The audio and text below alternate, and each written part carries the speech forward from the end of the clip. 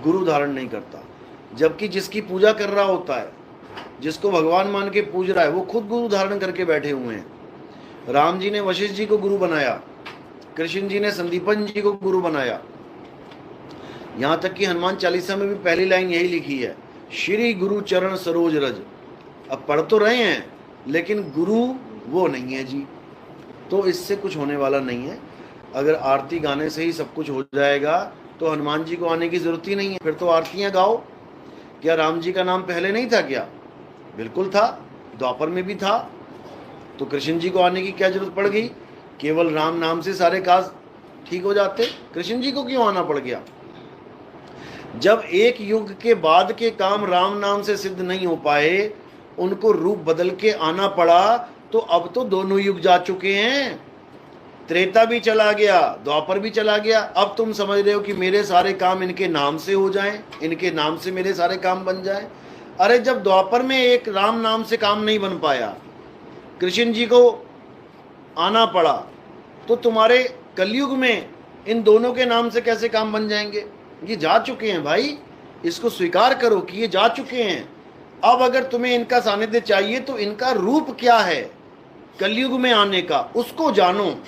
और तुम्हें बता भी रखा है, लेकिन तुम्हारी बुद्धि में नहीं घुसने वाली ये बात। क्यों? क्योंकि तुम विवेक ही नहीं लगाते हो। तुम केवल कही सुनी बातों पे चलने लग जाते हो।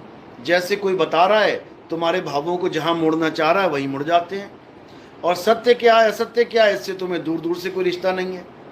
समझ लो, राम जी कब आए? त्रेता में। उससे पहले विष्णु जी थे, विष्णु जी ही राम जी बन के आए। अब विष्णु जी का नाम उस वक्त भी था जब राम जी का नाम था, जब राम जी बन के आए। लेकिन राम ने रावण को मारा, राम ने संतों के काज सवारे। केवल विष्णु विष्णु जाप से बात नहीं बनने वाली थी। राम जी आए हैं तो काम बने हैं। अब जब राम जी चले गए तो क्या रह गया वहां पे? राम जी का नाम। अब कोई कहे कि राम के नाम से सारे काम सिद्ध हो जाएंगे, तो फिर भैया कृष्ण बन के आने की क्या जरूरत थी? अब वो भी चले गए। अब तुम कहो कि राम जी और कृष्ण जी और विष्णु जी तीनों के नाम से मेरा काम बन जाएगा, वो नहीं बनेगा। अब कौन सा नाम बताया उन्होंने, कौन आएगा? कलयुग में कल की अवतार का जिक्र किया गया। यानी वो समय चला गया जब राम जी थे, श्याम जी थे। राम और श्याम जी के नाम से काम बन जाते तो कैसे मुगल राज कर गए हमारे ऊपर। कैसे बाबर ने आके राम जी के मंदिर को तोड़ के मस्जिद बना दी। तब हनुमान जी क्यों नहीं बीच में आ पाए? राम जी के मंदिर को तोड़ दे कोई और हनुमान जी कुछ ना करें, तो इससे क्या सिद्ध होता है? क्या समझ में आता है? क्या समझ में आया? बताओ भी। मतलब तुम्हारे काम सिद्ध करने के लिए वो आ जाएंगे और अपने प्रभु का मंदिर टूटने पे नहीं आ रहे हैं, तो वो हनुमान जी किस काम के हैं भाई? जब मंदिर टूट रहा था तब उनको आना था गदा उठा के और मार मार के भगा देते सबको, तब तो समझ में आता कि कहते ना साधु संत के तुम रखवारे। तो साधु संत तो वहां मारे जा रहे हैं, तो रखवाला क्या कर रहा है फिर वहां पे? अगर वहां पे गदा लेके आते तब समझ में आता कि हनुमान जी ने राम जी के सारे कांच सवारे और अब भी राम जी के मंदिर की एक ईंट हिलने नहीं दी। पूरा मंदिर तोड़ के मस्जिद बना दी गई। तो फिर क्या करें भाई? जब अपने प्रभु का मंदिर नहीं बचा पा रहे हैं तो तुम्हारा मंदिर कैसे बचाएंगे? तुम्हारे घर की रक्षा कैसे करेंगे? तो इन चीजों से बाहर निकल आओ। अगर इन मंत्रों में ताकत होती तो एक मंत्र मारते और सारे मुगल दुनिया छोड़ के चले जाते। भारत छोड़ना तो छोड़ो, दुनिया छोड़ के चले जाते। लेकिन ऐसा कुछ नहीं हुआ। ना तो ये मंत्र मुगलों को भगा पाए, ना ही ये मंत्र किसी अंग्रेज को भगा पाए। मार मार के हंटर अंग्रेजों ने जानवरों की तरह काम लिया हम लोगों से। जाके देखो, इतिहास पढ़ो, पता लगेगा। मार मार के लोगों को हिंदू से मुसलमान बनाया गया। क्यों नहीं वहां पे कोई आया जिसको तुम पूज रहे हो, जिसका तुम नाम जप रहे हो? अगर आंदोलन किया तो इंसानों ने किया, किसी देवी देवता ने कोई मदद नहीं करी किसी की। लेकिन अब आजाद हो गया भारत, अब सबको पेट का धंधा सता रहा है। तो क्या कर रहे हैं? तुम्हारी आस्था से तुम्हें बेवकूफ बना रहे हैं। तुम्हारी आस्था का मिसयूज किया जा रहा है। तुम्हारा प्रेम है राम जी के लिए, अच्छी बात है, तुम्हारा प्रेम है कृष्ण जी के लिए, अच्छी बात है। तुम्हारा प्रेम है शंकर जी हनुमान जी के लिए, अच्छी बात है। लेकिन तुम्हारे प्रेम को मिसयूज करके करोड़पति बन गए वो लोग, और तुम रह गए राम राम करते। तुम्हें पकड़ा दिया नाम और तुमसे ले लिया सारा दाम। समझो, तुम्हें नाम पकड़ा दिया, राम राम राम राम राम राम करते रहो, और खुद करोड़ों की गाड़ियों में घूम रहे हैं। समझो बात को।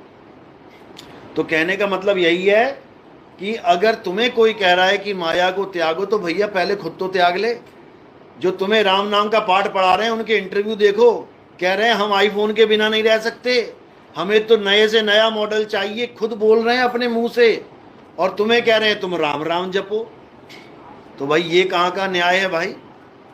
तुम्हें कह रहे हैं रूखी सूखी मिल जाए तब भी सब्र करो, और खुद की गाड़ियां 1 करोड़ से नीचे की नहीं है कोई। तुम क्यों नहीं सब्र कर लेते 8-10 लाख में?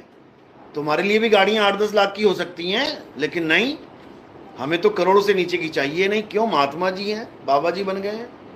तो ये सब तुम्हारी आस्था का मिसयूज हो रहा है। कोई हनुमान जी तुम्हें बचाने वाला नहीं है, कोई राम जी आने वाले नहीं हैं, वो जा चुके हैं। इस सत्य को जितना जल्दी समझ लोगे अच्छी बात है, लेकिन ऐसा नहीं है कि मैं तुम्हारा विश्वास खत्म करवा रहा हूं राम और कृष्ण और हनुमान जी से, बिल्कुल नहीं। मैं ये कह रहा हूं कि वो रूप बदल के आते हैं। मैं ये समझा रहा हूं कि कृष्ण जी राम जी का ही अगला रूप है। राम नाम से काम बन जाए तो कृष्ण जी को आने की जरूरत ही ना पड़े। अब युग बदल गया, इसका मतलब पार्ट बदल गया। अब राम जी का काम त्रेता के सिवा और किसी युग में नहीं है। कृष्ण जी का काम द्वापर के अलावा और किसी युग में नहीं है। कलयुग में किसका काम होगा? केवल कल्कि भगवान का काम होगा। अब कल्कि भगवान को कैसे पूजोगे? कल्कि भगवान की आरती कभी सुनी है? सुना दो अगर पता है तो। तुम्हें तो ये भी नहीं पता होगा वो आएंगे कैसे, क्या करने आएंगे, काम क्या है उनका। राम के आने का पता है, क्यों आए? रावण को मारने के लिए आए। कृष्ण जी के आने का पता है, क्यों आए? कंस का संहार करने के लिए आए। पता है कल की अवतार आएंगे, लेकिन तुम्हें इतना भी नहीं पता कि वो आएंगे क्यों, कारण क्या है उनके आने का। अगर तुम कारण जान जाओ ना कि उनके आने का कारण क्या है, तुम कहोगे ना ही आए भैया, तुम हाथ जोड़ लोगे, तुम कहोगे हम ऐसे ही ठीक हैं, हमें नहीं चाहिए कल की अवतार। समझ लो उनका काम क्या होगा पता है? तुम्हारे 2 नंबर के जितने धंधे चल रहे हैं, जो तुम टेबल के नीचे से 1000-1000 के नोट ले रहे हो, जो जितना भी तुम लोगों को धोखा दे रहे हो, भाई भाई का गला काटने में लगा है, धोखा देने में लगा है, ये सब खत्म करवाने आएंगे वो। तुम्हारी जान सूख जाएगी जब तुम लाखों रुपए 2 नंबर का कमा रहे हो और तुम्हें कोई कह देना आके ये मत कर, तो प्राण सूख जाएंगे। अरे क्या कर दिया इसने, ये तो मेरी सारी आमदनी खत्म करने आ गया। ओ भैया तू जा अपना काम कर, तू तो हमारे धंधे चौपट करवा देगा। तो कल्कि भगवान के आने का केवल यही मकसद है कि तुम्हें अधर्म का त्याग करवा के धर्म का पाठ पढ़ाने आएंगे। समझ लो उनके आने का मतलब क्या है। उनके आने का मतलब ये है कि जो मन तुम्हें भरमा के बैठा रखा है जिसने, यानी 2 नंबर के काम करो तो सुखी रहो, बढ़िया बढ़िया गाड़ियों में घूमो, एसी में घूमो, और ईमानदारी की रोटी खाओ तो गरीबी में काटो जीवन। ये तुम्हें इस मन ने ऐसा भरमा रखा है कि अगर बढ़िया जीवन चाहिए तो गला काटना सीख सामने वाले का। वो जितना भी सुख दे रहा है 2 नंबर के काम करवा के, समझ लो कि वो दुख है। और जितना भी दुखी हो रहे हो तुम ईमानदारी का जीवन जी के, वो समझ लो सुख है। ये बताने आएंगे वो। यही कुरान में बताया गया है, हदीसों में जिक्र आता है इसका। कहते हैं दज्जाल आएगा, वो क्या करेगा? दज्जाल यानी हमारा मन। वो इतना बड़ा शातिर है कि वो तुम्हें ऐसे खेलेगा कि तुम समझ ही नहीं पाओगे उसकी चाल को। उसके दोनों हाथों में क्या होगा? एक हाथ में जन्नत होगी और एक हाथ में दोजक होगा। एक तरफ वो तुम्हें दिखाएगा कि चाहिए ये जन्नत चाहिए। जन्नत क्या होगी? खूब खाओ पियो, मजे करो, एसी में रहो, खूब एंजॉय करो लाइफ को, लेकिन सारे 2 नंबर के काम करने के बाद। और दोजक दिखाएगा, नरक दिखाएगा कि आग में जल रहे हो, तड़प रहे हो, दाने दाने के लिए मोहताज हो, लेकिन कब? 1 नंबर करने के बाद।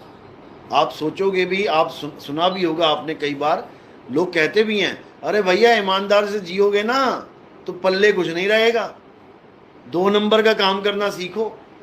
अगर ईमानदारी का काम करोगे तो बस हैंड टू माउथ ही रहेगा काम, यानी रोटी खा पाओगे, कुछ जोड़ नहीं पाओगे, कहते भी हैं लोग। लेकिन ये वही बताया जा रहा है कि ये मन दज्जाल क्या कर रहा है, ये सारे गलत काम करवा के ऐश करवा रहा है और तुम्हें दिखा रहा है कि देखो ये ऐश कर रहा है ना, तू भी करना चाहता है, कर ले 2 नंबर के काम। अब इसी का काम तमाम करने के लिए कल की अवतार आएंगे। वो क्या करेंगे? वो दूध का दूध और पानी का पानी कर देंगे।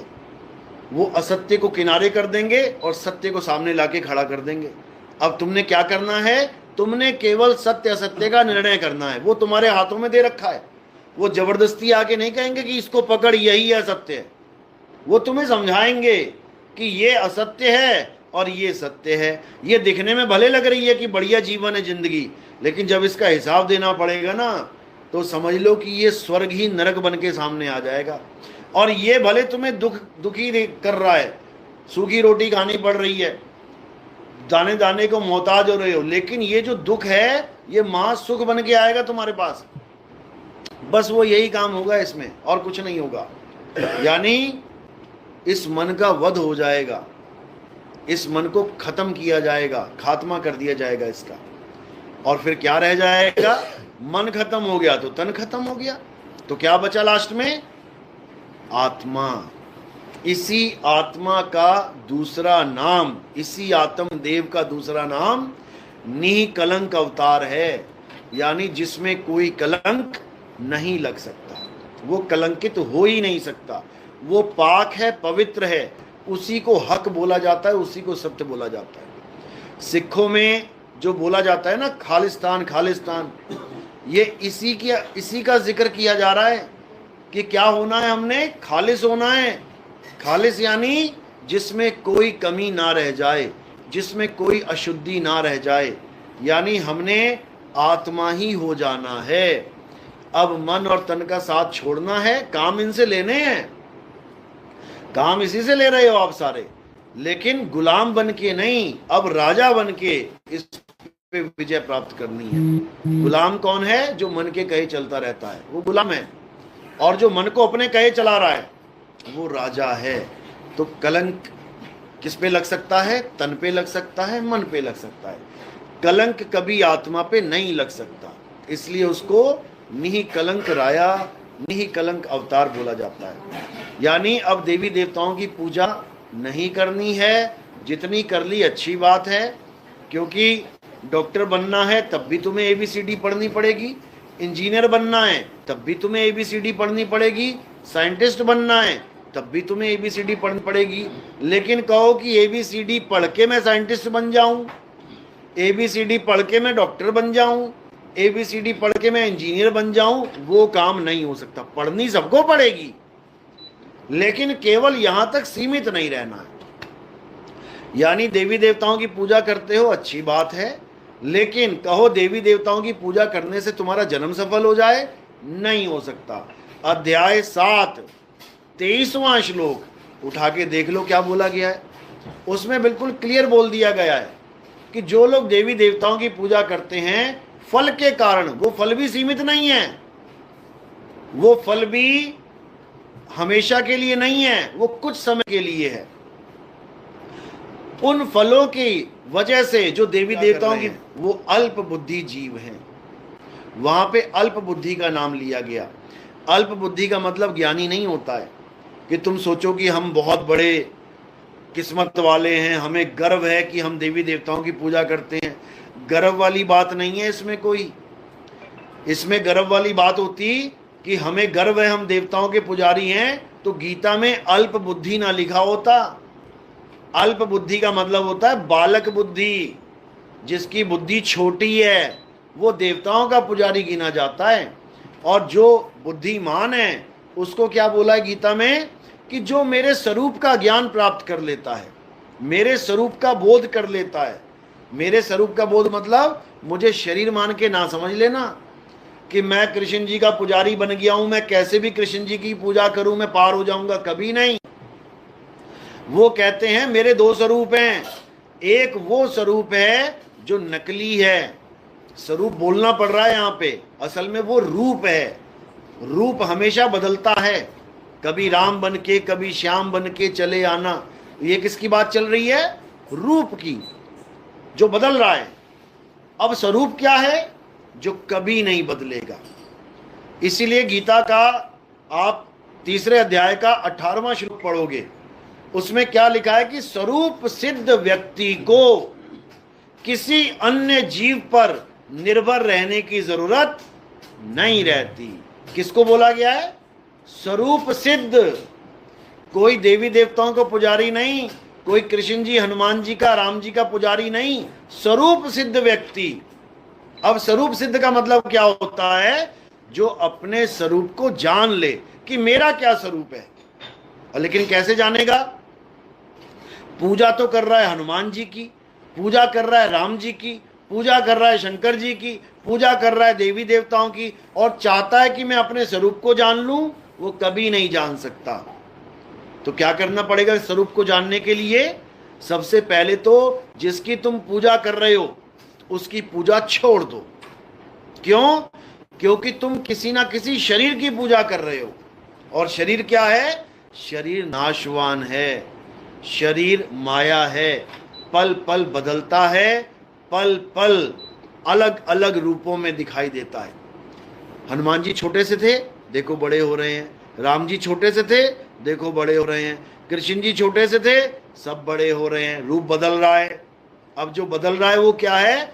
कृष्ण जी समझा रहे हैं, हे अर्जुन, इस दुनिया में 2 प्रकार के तत्व हैं, एक असत्य और एक सत्य। असत्य वो है जो जन्मता और मर जाता है, जो पल पल बदलता है। उन्होंने ये नहीं कहा कि तुम्हारा बदलता है तो वो असत्य है और मेरा बदलता है तो वो सत्य है, बिल्कुल नहीं। ये कहाँ लिखा है? अध्याय 2 16वां श्लोक पढ़ो, उसमें लिखा है कि तत्वदर्शियों के द्वारा ये निर्धारित किया गया है कि इस दुनिया में 2 प्रकार के तत्व हैं, एक असत्य और एक सत्य। असत्य पल पल बदलता है, असत्य बनता और बिगड़ता है, असत्य सदा एक सा नहीं रहता। और सत्य क्या है?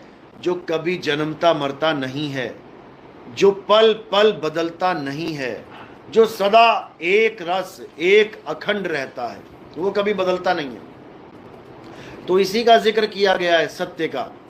लेकिन हमें सत्य का बोध नहीं हो पाता। क्यों? क्योंकि हम कभी तत्वदर्शी संत के पास जाते ही नहीं है। हम कहाँ चले जाते हैं? हम मंदिर चले जाएंगे, पंडित जी के पास बैठ जाएंगे। पंडित जी क्या करेगा? खुद भी पत्थर पूज रहा है, तुम्हें भी पुजवा देगा। खुद भी आरतियां गा रहा है, तुम्हें भी गवा देगा। खुद भी नाम जप रहा है, तुम्हें भी जपवा देगा। इससे ज्यादा पंडित जी कुछ नहीं कर सकते। अब कुछ पंडितों ने क्या कर दिया? संतों का भेष बना लिए हैं। वो पंडित वाले ही काम सारे, लेकिन संत बन के बैठ गए हैं, महात्मा जी बन के बैठ गए हैं। जैसे आप देखोगे कितने वृंदावन में संत बैठे हुए हैं ये पंडितों वाला काम कर रहे हैं।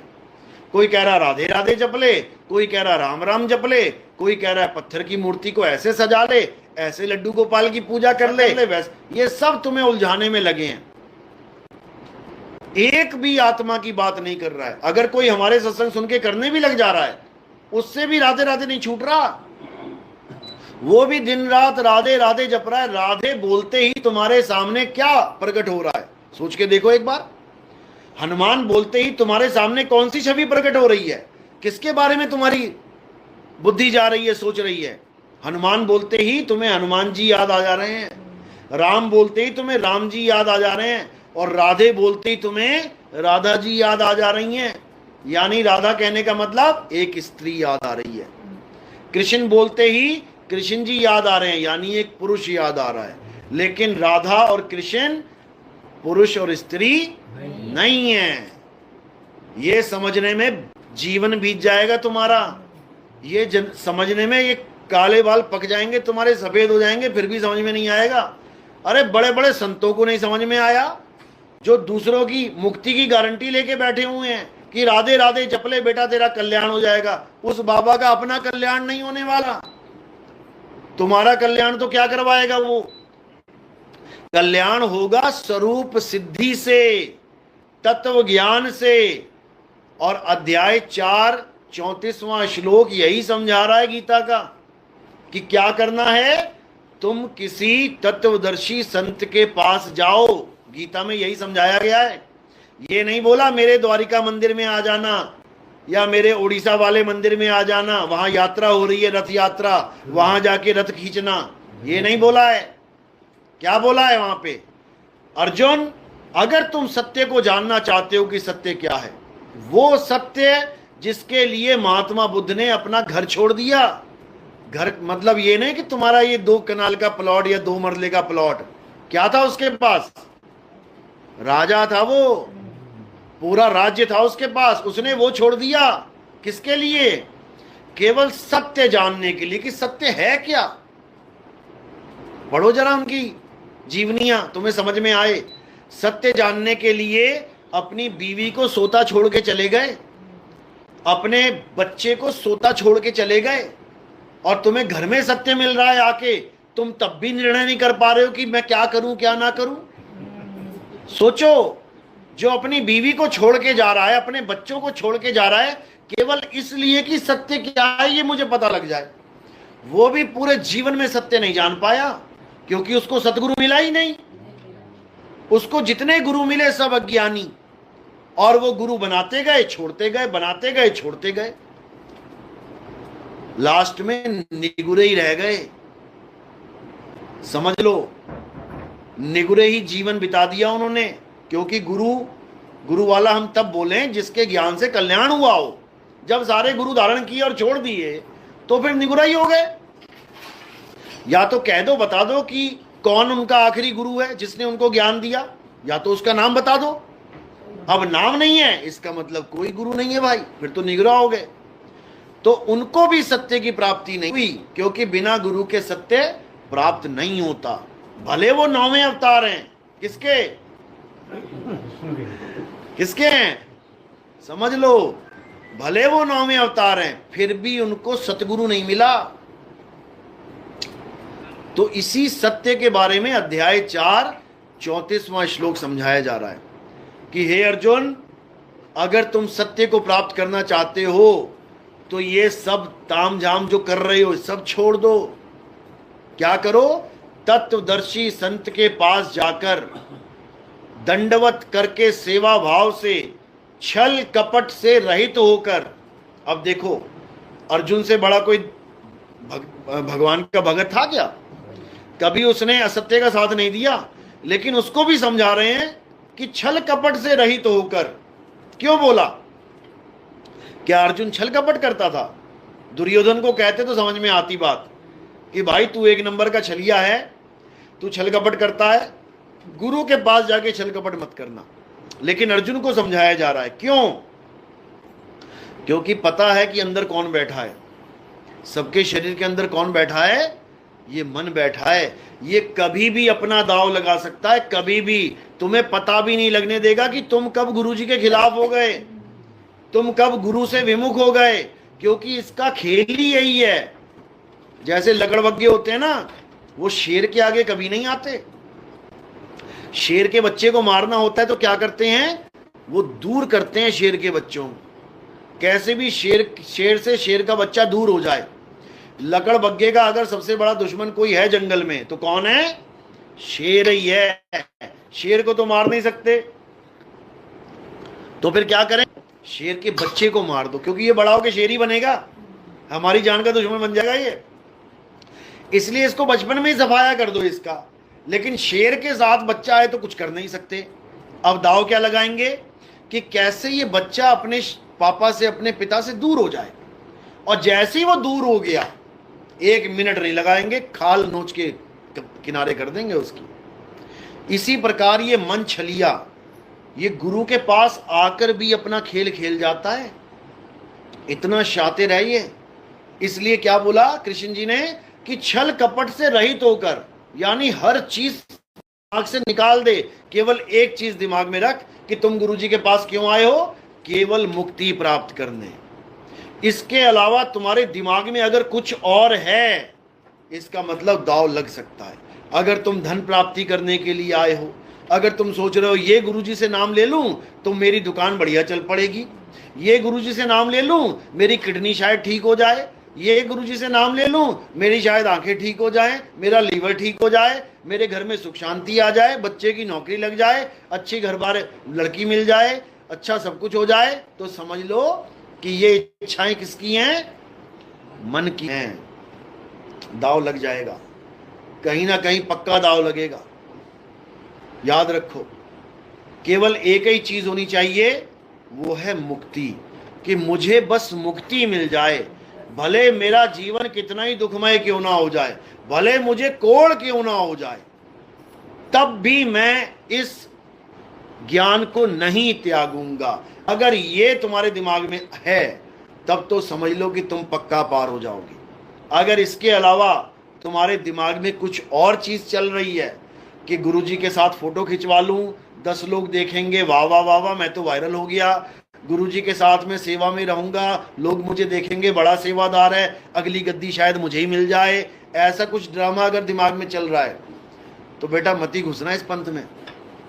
हमारे पंथ को लोग छोड़ के क्यों जाते हैं? क्योंकि मैं बिल्कुल स्पष्टवादी हूं। सब लोग गुरुओं के पास जाते हैं क्यों? कि शायद हमारा नंबर लग जाए, अगली बार में गुरुजी बन जाएं। हमारे पंथ में आने का एक ही नियम है कि हमारे बाद कोई गुरु नहीं बनेगा। जैसे ये कानों में पड़ता है ना, ये हनुमान जी के गदा से कम नहीं है, समझ लो।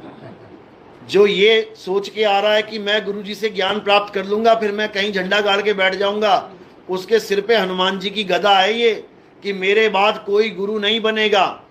वो खलबली मच जाती है, वो दिमाग सुन्न हो जाता है कि यार गुरुजी ने तो सारे रास्ते ही बंद कर दिए, अब क्या करें? अब क्या करना है? अब पंथ छोड़ दो। पतली गली में से निकल जाते हैं ये लोग। जिस पतली गली में से निकलना था वहां से नहीं निकल पाए, लेकिन ये वाली अपनी गली निकाल लेते हैं ये लोग। उसके बाद क्या करेंगे? उसके बाद खिलाफत करेंगे, उल जलूल बकेंगे कि 4 बंदे हमारी बात सुनने लग जाएं, हम गुरुजी बन जाएं, कोशिश पूरी करेंगे, लेकिन दाल किसी की गलने वाली नहीं है। क्योंकि नितिन दास ने इतना विवेकी बना दिया है कि अब दूध और पानी का निबेड़ा हर जीव कर सकता है। तो इसलिए ये लोग आते हैं हमारे पंथों में और फिर साल 2 साल में कहीं और दिखाई देते हैं। कुछ लोग पैसे लेने आते हैं, हमारा धंधा चल पड़े, तुम्हें स्कीमें बताने लग जाएंगे। हमारे भक्तों को कई लाखों का चपत लगा के चले गए कई लोग। तो ऐसे ही जो लोग आएंगे वो फिर दूर दिखाई देंगे। कई लोग तो इसलिए पंथ के छोड़ के चले गए, हमने गुरुजी से कहा था मेरा धंधा नहीं चल रहा, मुझे 4 लाख रुपए दे दो, गुरुजी ने कहा मेरे पास है नहीं भैया, हमें नहीं चाहिए ऐसा गुरु। ऐसे भी बैठे हुए हैं, समझ लो। कहने का मतलब, अगर माया का खेल करने आ रहे हो तुम, तो भैया तुम्हारा 1 साल 2 साल से ज्यादा गुजारा नहीं है यहाँ पे। और अगर तुम मुक्ति लेने आ रहे हो तो दुनिया इधर से उधर हो जाएगी, लेकिन जो पक्का भगत है वो हिलने वाला नहीं है, याद रखना। और मैं तो हमेशा ये कहता आया हूं कि अगर मैं भी इस पंथ को छोड़ दूं ना, तब भी तुम मत हिलना। क्योंकि पंथ का मतलब ये नहीं है कि नितिन दास, पंथ का मतलब है रास्ता। रास्ता समझ लो, दिल्ली जाने वाला रास्ता है जो तुम्हें बता रहा है कि ये रास्ता दिल्ली जाता है। अगर वो कभी दिल्ली में ना गया हो और तुम उस रास्ते पे चल पड़ोगे, तुम पहुंचोगे कि नहीं? 101% पहुंचोगे, समझ लो। इसी प्रकार अगर तुम्हारा गुरु भी रास्ते से विमुख हो जाए कि भैया मैं नहीं जाता इस रास्ते पे, तब भी तुम मत हिलना, तब तुम्हारा कल्याण होगा। ये मत सोचना अरे नितिन दास ने तो मुसलमान धर्म अपना लिया, अरे छोड़ो यार इसको, नितिन दास के पीछे मत लगना। जो मैं रास्ता बता रहा हूं उस रास्ते पे चलना, 101%